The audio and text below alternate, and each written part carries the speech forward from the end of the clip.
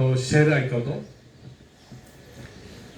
खुद को कर दे बुलंद इतना, खुद को कर दे बुलंद इतना कि हर तकदीर से पहले खुदा आकर बंदे से पूछे, बोल तेरी रजा क्या है, बोल तेरी रजा क्या है. याचा मराठीत अर्थ सांगतो. स्वतःला एवढं सामर्थ्यशाली बनवा, एवढं शक्तिशाली बनवा की तुमच्या नशिबाच्या आधी देवाने स्वतः येऊन म्हटलं पाहिजे, बोल वत्सा तुझी इच्छा काय आहे. आणि जेव्हा तुम्ही तुमची इच्छा व्यक्त कराल तेव्हा देवाने म्हटलं पाहिजे तथास्तु. तो फ्रेंड्स, यदि आप स्वयं में अपने भाग्य का निर्माता बनना चाहते हो और आपकी प्रबल इच्छा है कि आप सफलता की बुलंदियों को छुए, तो इसके लिए सर्वप्रथम आपको अपना व्यवहार बदलना होगा. इसके लिए सबसे पहले आप अपने मन से घृणा, ईर्ष्या, द्वेष आदि विकारों को निकालकर बाहर करें. तब आप अपने भाग्य का स्वयं निर्माण करें. इस बात का विश्वास रखें कि सब कुछ आपके हाथ में है, क्योंकि आप ही तो अपने भाग्य का निर्माता है. फ्रेंड्स, मनुष्य एक ऐसा प्राणी है जिसे प्रकृति ने, निसर्ग ने सब कुछ दे रखा है. इतने नहीं, प्राकृतिक गुणों के अतिरिक्त यदि किसी प्राणी में कुशलता है तो अपने कौशल से दूसरों के गुणों को अपनाकर और भी अधिक गुण संपन्न हो सकता है. उदाहरण के लिए, हम मछली के भांति जल के जीव नहीं, लेकिन हमारे मन में उसके भांति तैरने की इच्छा जागृत हुई तो हमने तैरना सीख लिया. पक्षियों की भांति हमारी परवाज करने की इच्छा हुई तो हमने हवाई जहाज बना ली. इस प्रकार प्रकृति ने, निसर्ग ने मनुष्य को सब कुछ दे रखा है. अतः प्रकृति से प्राप्त सुविधा का लाभ हम सब में उठाते हैं. हम जैसा मूर्ख भला और कौन होगा. प्रकृति ने, निसर्ग ने हमें क्या नहीं दिया.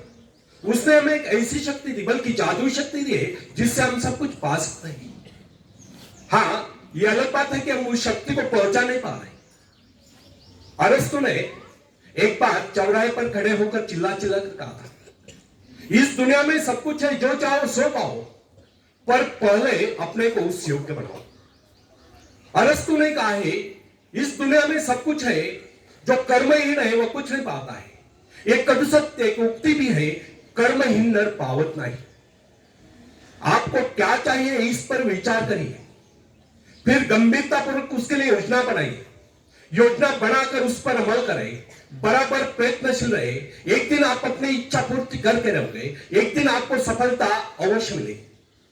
फ्रेंड्स, यदि हम सतत विकासमान हैं तो हमारी शक्तियां क्षीण नहीं हो सकती. जिस प्रकार घर का कूड़ा प्रतिदिन झाड़ू से साफ करना पड़ता है, उसी प्रकार मन के कूड़े को प्रतिदिन साफ करें. निरंतर नए विचार, आगे बढ़ने के विचार, प्रगति के विचार, उन्नति के विचार मन में लाए, तब शक्तियों को क्षीण करने की क्रिया स्वयं समाप्त हो जाएगी. हमारे मन तथा शरीर में निरंतर विकास की क्रिया जारी रहना स्वाभाविक है. इसमें बाधक तब पड़ती है जब दूषित विचार हमारे मन पर आक्रमण करते हैं. मन पर दूषित विचारों का आक्रमण तभी होता है जब हमारे मन में खालीपन होता है. जब तक हम अपने मन में विकास के विचार रखते हैं तब तक अवनति के विचार आ सकते हैं. प्रगति के विचार है तो अवनति के विचार नहीं आ सकते. मन को नवीन तथा तरोताजा करने के अनेक उपाय हैं. इस विषय में हम सबके भिन्न भिन्न अनुभव हो सकते हैं. हम देखते हैं कई बार हमारे मन में दुख और निराशा की छाया आश्चर्यजनक रूप से लुप्त हो जाती है. दुख के घिर आए बादल हट जाते हैं, उनके स्थान पर हर्ष की धूप खिल उठती है. कम से कम कुछ समय के लिए जीवन के प्रति हमारा दृष्टिकोण बदल जाता है. कई बार हम अनुत्साहित तो निराश हो जाते हैं और अकस्मात कोई शुभ समाचार आ जाता है और हमारा हृदय हर्ष से गदगद उठता है. अथवा कोई हर्षों सहृदय व्यक्ति आ जाता है और हमारी मनस्थिति में पूर्णतया परिवर्तन ला देता है. या कोई परम प्रिय मित्र आकर सारा वातावरण ही बदल लाता है. अथवा अचानक किसी सुंदर स्थान अथवा देश की यात्रा करने का अवसर प्राप्त हो जाता है. उसके प्राकृतिक सौंदर्य कले हमारे हृदय को शीतल कर देता है. किसी भी ऐसे स्थान की यात्रा करनी पड़ती है जिसकी हमारे मन में सदा से इच्छा रही, और वहां से सौंदर्य के कारण हमारे विचारों में परिवर्तन आ जाता है और हम प्रसन्नता से विभोर हो जाते हैं.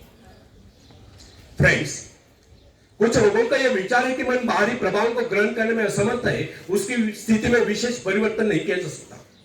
उसके हर्ष विषाद की सीमाओं का निर्धारण भाग्य द्वारा होता है और हम केवल इतना ही कर सकते हैं, इसे विचारों का हर्ष देखकर चकमा दें.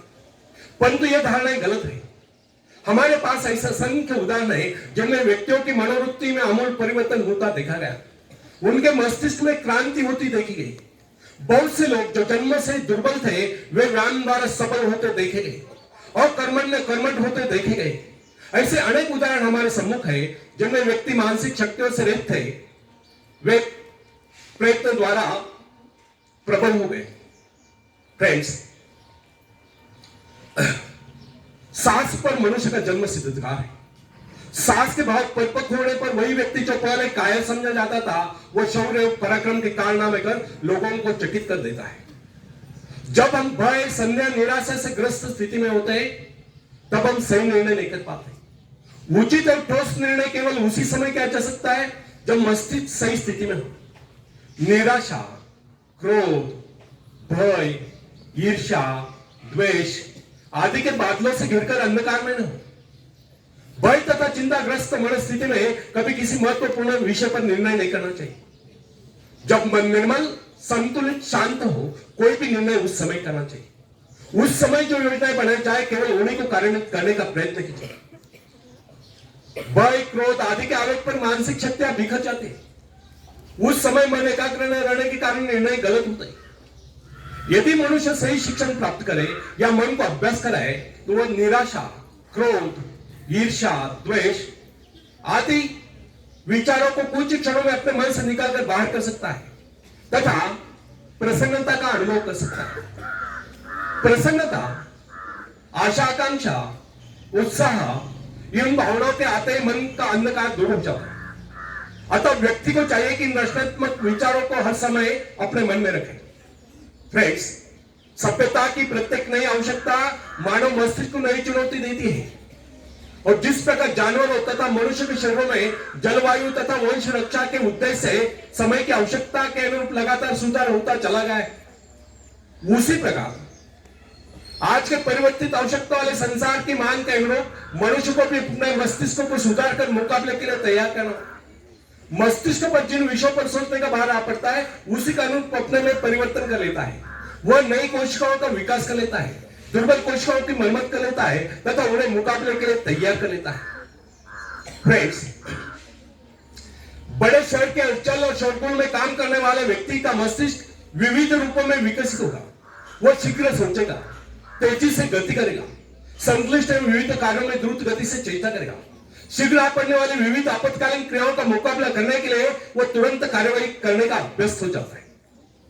छोटे नगर, कस्बे में रहने वाले व्यक्ति का मस्तिष्क भिन्न प्रकार से विकसित होगा क्योंकि उसकी आवश्यकता इतनी विविध नहीं है, उसे तुरंत ही बहुत से कार्य करने की आवश्यकता भी नहीं होती। फ्रेंड्स, ये बात कदापि न भूले कि प्रत्येक कार्य मस्तिष्क सम्मुख नई चुनौती उपस्थित करता है और उसकी आवश्यकता के अनुरूप ही मस्तिष्क अपनी काबिलियत का विकास कर लेता है तथा विशेष किस्म के काम के लिए अपनी शक्तियों को बढ़ाता है। विभिन्न धंधों, नौकरियों, व्यापारों एवं व्यवसायों के लिए विभिन्न प्रकार के शारीरिक तथा मानसिक चेष्टाओं की आवश्यकता होती है। इन आवश्यकताओं में भी तीव्र गति से निरंतर परिवर्तन होता रहता है। अतः जिस व्यक्ति का मस्तिष्क जितना अधिक ग्रहणशील, संवेदनशील, सूक्ष्म होता है वह उतनी तीव्रता से अपने में परिवर्तन लाने में समर्थ होता है तथा नए संघर्ष में सफलता एवं विजय प्राप्त करता है। उदाहरणतः एक पुरोहित की आवश्यकता विशिष्ट होती है, अतः उसका मस्तिष्क उन्हीं आवश्यकता के अनुरूप विकसित होगा। वर्ष तक उसका मन निरंतर आध्यात्मिक विषयों के चिंतन में लीन रहता है। अतः उसके मस्तिष्क के विकास का स्वरूप एक वकील, व्यवसायिक एवं भवन निर्माण विशेषज्ञ से भिन्न होगा। जिस व्यक्ति का जीवन अध्ययन और भौतिक हलचलों में लीन है उसके मस्तिष्क के सेल्स का विकास एक व्यापारी के मस्तिष्क से भिन्न होगा। अध्यापक में विचारों की उन्मुक्तता, कार्यों में शिथिलता, भौतिक पदार्थिक प्राप्ति का आग्रह का अभाव, एकांत प्रियता दिखाई देगी, जबकि व्यापारी में समझदारी, दूरदर्शिता, चतुरता, नियमबद्धता, समयबद्धता और पूर्ति दिखा देगी। महत्वाकांक्षा मस्तिष्क के विकास में परिवर्तन या सुधार लाने वाली प्रबल शक्ति है। महत्वाकांक्षा या अपने जीवन के उद्देश्य को तय कर लेना स्वयं अपने आप में मस्तिष्क संबंधी बहुत ही महत्वपूर्ण घटना है। वैज्ञानिक लोग मस्तिष्क को विकसित करने की संभावना पर खोज करने में व्यस्त है। समय आएगा जब मस्तिष्क के विकास के रहस्य को मानव जान लेगा और इससे मनुष्य के चरित्र के विकास का कार्य सरल हो जाएगा। तब तक हमारे लिए इतना ही जान लेना पर्याप्त है। यदि हम अपने व्यक्तित्व का ऐसा विकास करना चाहते हैं, यदि हम अपने मस्तिष्क का ऐसा विकास करना चाहते हैं कि हमारा व्यक्तित्व सर्वप्रिय बने, तो इसके लिए सर्वप्रथम हमें अपने मन से घृणा, ईर्ष्या, द्वेष आदि विचारों को निकालकर बाहर कर देना होगा। जब यह गुण हमारे भीतर नहीं हो गए, तब हम हर क्षेत्र में अपने पांव जमा सकते हैं, दुनिया जहां से सहयोग ले सकते हैं तथा सफलता की ऊंचाइयों को छू सकते हैं। आखिर में एक शेर में आपको सुनाता हूं।